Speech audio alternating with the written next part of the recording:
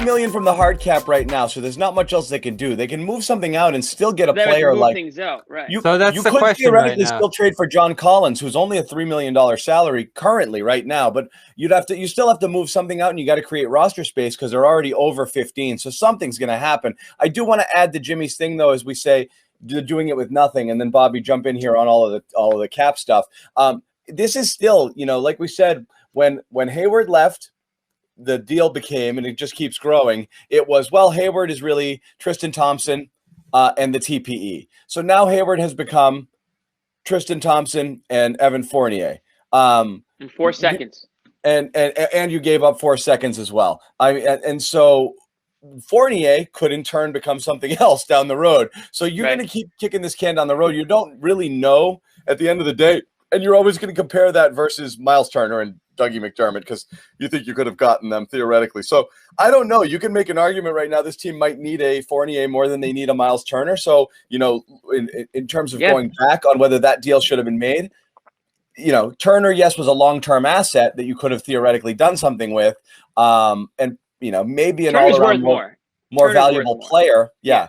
But it's a different conversation. But you're right. Now things get a little tricky in terms of what they can do next, Bobby. And we should tell people, and again, because it's clear, Aaron Gordon's gone. When Fournier happened, you thought the next domino was possibly Gordon. Denver gave him a better package than I think what the Celtics could have come up with, which is RJ Hampton, which you can call that a wash with Aaron Nesmith or Romeo. It's a young unknown. Bobby likes him better. But, I think it's roughly the same. He went 24th. Nesmith went 14th. Neither is doing anything at the pro level right now. So that's a projection. Gary Harris was an up-and-coming or a really trending player who got a good deal, whose numbers have kind of gone down since he signed him, but certainly a better young player than anything the Celtics could have put up there in terms of ready-made NBA talent, and a first-round pick that's probably 5 slots lower than what the Celtics are going to give you. But all in all, probably a more competitive offer than what the Celtics could have given.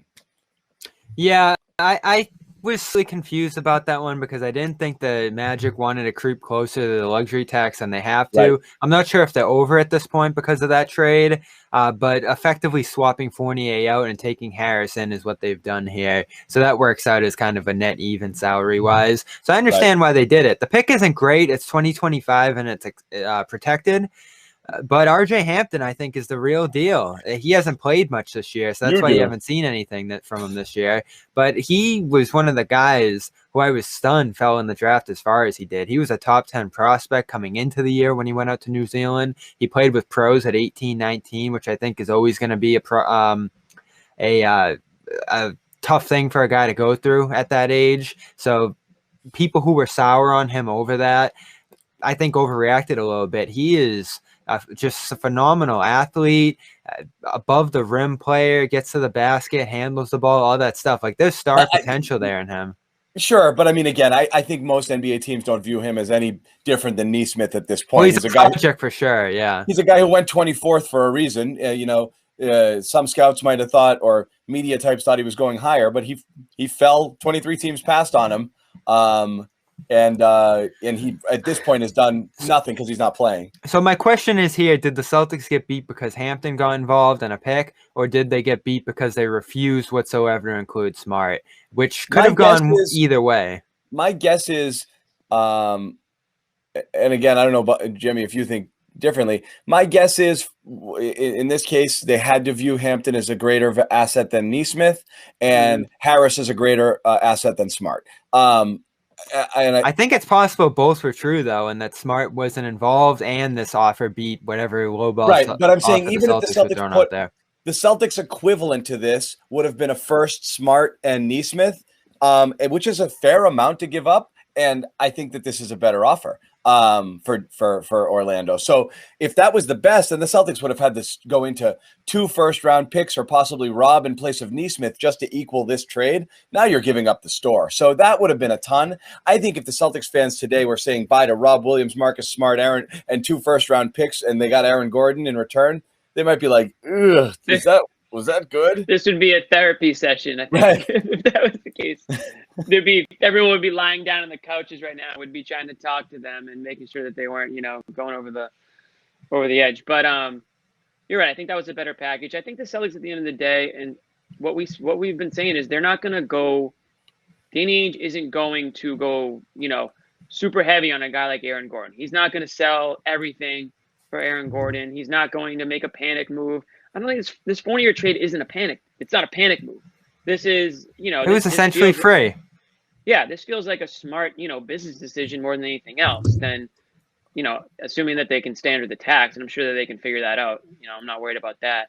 But this wasn't like, let's sell off, Smart and 2 firsts and, Neesmith and sell low on Langford and all this stuff. This wasn't that. They pretty much have the same. They do have all the same assets they have, minus some of that TPE, to make another trade if they wanted to, whether it's today or in the offseason, whether they want to deal Smart in the offseason, they can still do that. Maybe Fournier makes Smart even more expendable than he was, yesterday. I think that's certainly the truth. If their intention is to re-sign Fournier and deal Smart and bring on maybe another sort of a guard or a point guard.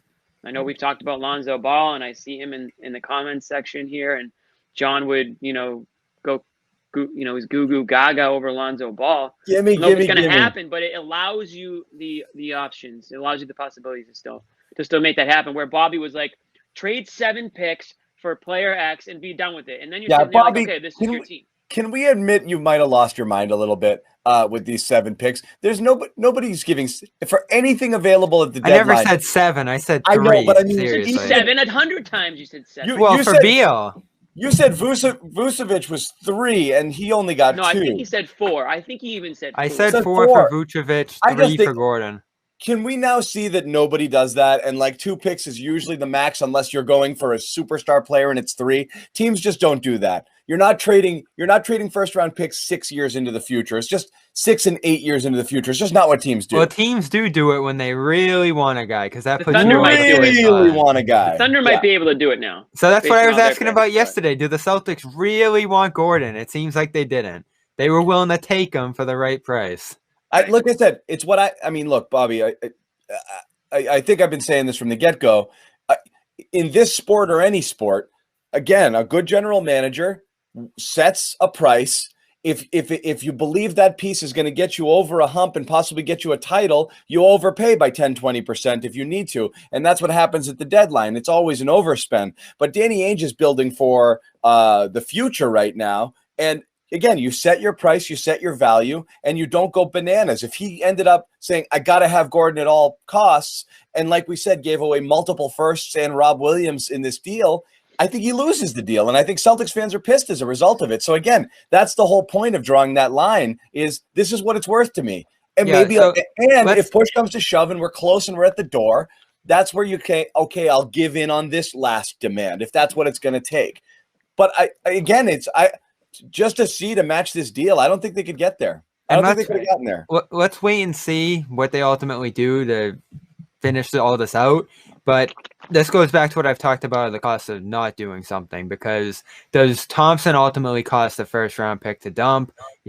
Obviously, the baseline here was going to be a first-round pick. So if it was 2 picks and you're able to get Thompson off in a deal like this, that's what you would be doing anyway. And then you talk about Smart's value. Is Smart's value higher today than it's going to be over the offseason? It's certainly possible. So by doing this, do you have to pay more to dump Thompson later? Or by not doing this, do you have to pay more to dump Thompson later? That's the fear. Do you get less for Smart? Do these assets start to expire a little bit? And there's even a little bit of talk of Tice today. I told you guys over and over again, the time to deal Tice as a high value guy, and it would be now. And it seems like teams would be interested around the league. Now, I'd rather keep him than Thompson, but if you can trade both and get some other good stuff in here through roster spots, it's a creative way to do it. I still wonder, and Hollinger's been speculating this now too in his athletic piece, how do you get out of that tax? Because the Celtics are 3-6 over now by my estimation. And how do you clear a roster spot for him? He seems to think it's Green, but Green makes what, $1 million? So that doesn't clear you the tax. No, but you're right, and it might be Teague also. I don't know if that gets you there. It's pretty close. A couple other things going on and around.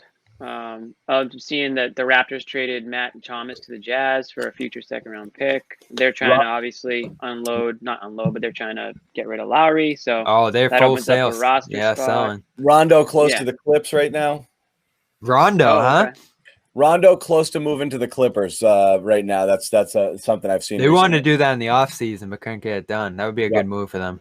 So that's it. But again, we are 40 minutes out, and I can't tell you the last thing that mentioned the Celtics here. It is quiet, and it's quiet for a reason. That I think they might be done, and I do think that people, and again, I see it in the comments right now. There's a little bit of frustration in terms of hoping for some sort of magic move. Doesn't look like it's coming. There's no magic move coming, but they have stuff to sort out here. There's something that at least is going to be worth talking about coming here. They've got to, I mean, again, they do. I mean, who is most likely to be off the team, Bob? They obviously have to make a roster move. I said earlier to John, I think Thompson's gone by 3. I think they're trying like hell. I think, again, I hate to go back and try to claim a victory on it, but the Thompson signing has been. No, you don't. You don't hate to go back. Well, no, I mean, look, the problem. Get ready for an apology cam at 3:15. No, the problem with this will be the earliest apology cam ever. The problem with the Thompson signing is, that TPE is the reason you're hard capped right now, and it really messes with your flexibility a little bit and what you can do. It's a reason why they can't use the full $28 million of the trade exception right now, and. As Bobby mentioned, they got to find a way to dump him, or else they're going to have to pay teams for him the same way they did with Cantor. And so you just keep moving assets out to get rid of stuff so you can clear money. And at the end of the day, and again, this is what I didn't understand with Thompson. I'm not judging just his play this year. Even as advertised, if he were close to what people thought they were getting, and let's say he's only 10% worse, 15% worse than what we thought, I just never understood it as a need at all. And so I never really understood the signing, and I didn't think it would move the needle. But now when you see and I hate that term, but I just didn't think it would change their fortunes very much. But now that you see the tax implications as well, I think that makes it, even worse in this sense, because they're up against it right now. They can't use the full value of this situation of this TPE right now. Yeah, they thought Thompson would make them really good as a team. Yeah, I thought they had potential to be the #1 defense with him. And for some reason, whether it was regression, whether it was apathy on his part, a feeling that he just had to coast through this regular season and give it his all in the playoffs, or whatever his mindset was, because obviously there's talk of his mindset and commitment and all this different stuff going on this week. There's something up there. It smelled from opening night when he got torched then, and the next 10 games, it was Embiid scoring 70 in that 2-game series against them. It felt like it was one game. Yeah, I think Durant hit every shot against them on switches the second night. Then he goes down with COVID more recently, and it's what's going on here with him? Something's up there. I don't know if the KOC stuff that he talked about is the culprit here, that his just head is in a different place. Maybe the lockdown and all this other stuff. They're capping on that one. Is that right? Did I say it right? No, but it's the real deal. Thompson, Kardashian I think offensively has been what you've expected, but defensively has been as bad as you could possibly imagine. I think he's one of the biggest reasons they've been a worse defensive team this year.